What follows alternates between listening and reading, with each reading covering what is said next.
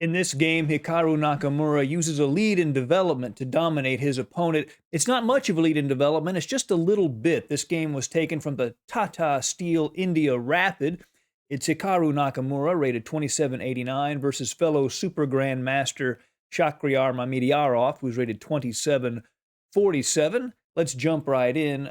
Nakamura begins with the move knight f3, 25 minutes each side, 10-second increment, knight f6, and e3. Now, what he's trying to do, let's say he wanted to play a ready, and he plays c4, and black replies in this manner, and black can play d4, and this gives black a fairly good position. So Nakamura plays e3 first, so that when he gets into a ready, which is what happens in the game, black's not in a convenient position to play d4. So Nakamura gets the kind of formation he wants, but keeps black from playing the comfortable move that he would like to play. Mamedyarov castles, bishop e2, now b6. Black wants to play the bishop to b7, place it on the long diagonal. Castle, bishop to b7, queen to c2. Helps control some key squares. It does make the queen a little bit vulnerable after knight to c6 to a knight to b4 jump. Can hit the queen and cause a little bit of irritation. Rook to d1 was played by Nakamura, basically supporting the d4 push and placing the rook opposite the queen. That helps when the position opens up for white. So black plays d5 immediately, and white takes the pawn. And now knight to b4. That knight jump we just talked about hits the queen. The queen goes to c1, and now queen takes d5. So Mamedyarov has set up a lot of pressure on this long light square diagonal. Obviously, if the knight moves and isn't defending g2, black would just take g2 and be mating. Hikaru plays knight to c3, kicking the queen away. The queen wants to stay in the most aggressive position possible, so black moves the queen to f5. And we see how this queen, along with this knight at b4, coordinate and put some pressure on this d3 square. At the moment, black just threatens to hop right in to d3. So d4 is played. So now the rook helps to control that square, and he's gaining space in the center. Rook a to c8. Black places his rook opposite the queen, and pawn takes pawn. So here, Mamedyarov decides he really wants that knight hopping into that d3 square. So he plays bishop takes knight. Another idea is queen to c5, just keeping things sort of on an even keel.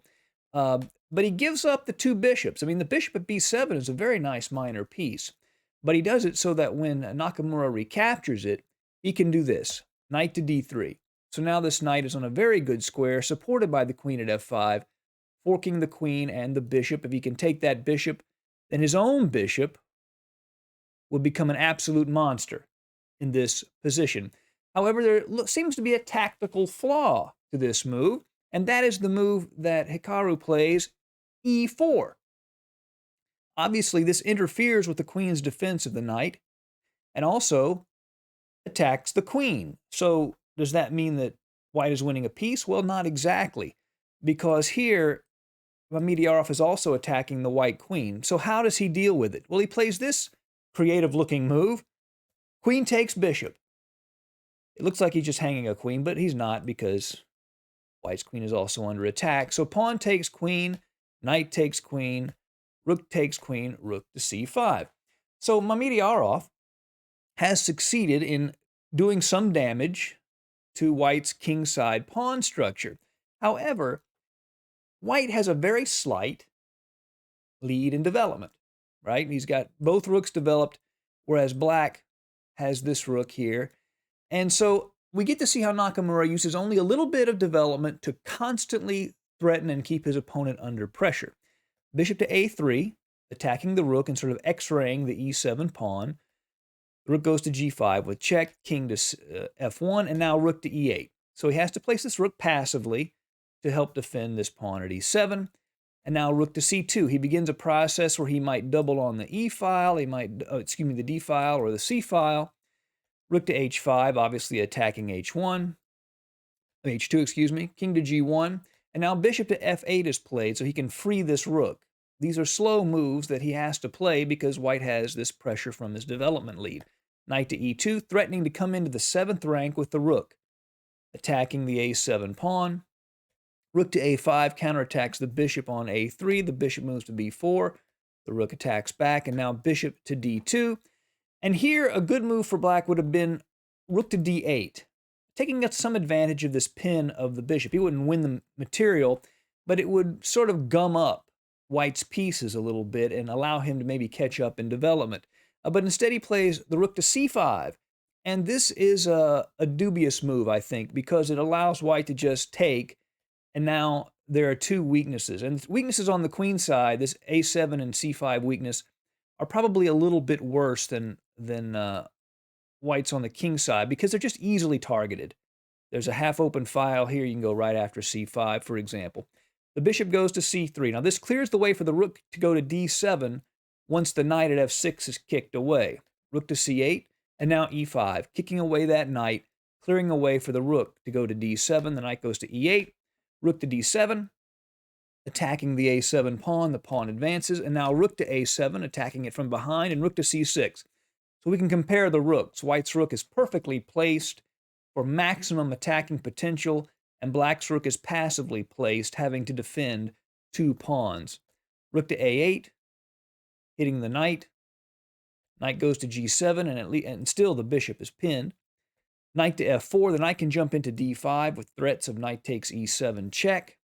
So e6 keeps the knight out of the d5 square. The knight goes to g2, where he can reroute from e3 and land on the very powerful c4 square. So Mamedyarov plays the knight to f5 so that when he plays knight to e3, which he did play, he can take.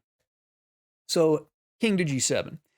Now, in this endgame, if we evaluate it, we can see white has more space and black has these vulnerable pawn weaknesses and a superior rook. And again, this pawn on e5, let's change the color, is it does limit the scope of white's bishop, but it's very valuable for gaining space, and white is definitely better in this endgame. King to f2, and now c4. What Mamedyarov wants to do is liquidate one of his weaknesses, get rid of that c-pawn, and Nakamura doesn't want to do that, so he bypasses it with b4. That way, black keeps the weakness, and white keeps these two pawns together, and they can advance and even create a passer and march forward, perhaps, later. Bishop goes to e7, trying to activate itself along this diagonal, or maybe at some point it might become a defensive piece on d8. King to e2, h5, now rook to b8. One of Nakamura's ideas here is to play a4, a5, and then bring the rook to b6, which would either take the a6 pawn or force an exchange of rooks, and then the pawn would be very hard to stop. g5, now h3 to just stop any funny business on the king side with the advance of the black pawns. King to g6, and now a4. The plan continues, and black is having a hard time finding any moves. There aren't many places that he can go. So rook to c7, but that allows this move, rook to b6, attacking the a6 pawn. Also, the move b5, just creating the passed pawn to march forward, was also strong here. But rook to b6 attacks a6.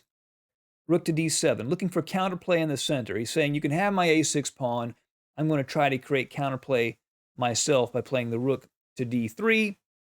If the rook goes to c6, attacking the c4 pawn. If black plays rook to d3, then just rook c4.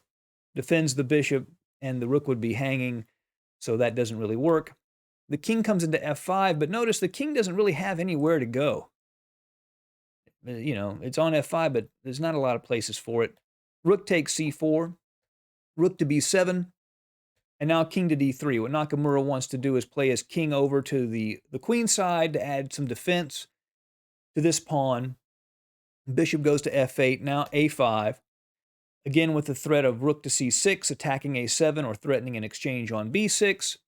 Bishop to e7, and now king to c2. And in this position, Mamedyarov resigned. He's threatening to go to b3, then to a4, attack the a6 pawn, maybe advance to b5, and Mamedyarov has no chance. He resigned here. It's amazing to see how Nakamura's play, with just a slight lead in development, was able to keep black from never escaping, always under threat, a very effective display of chess skill. Even after this great game from Nakamura, there's still some great chess you're missing out on.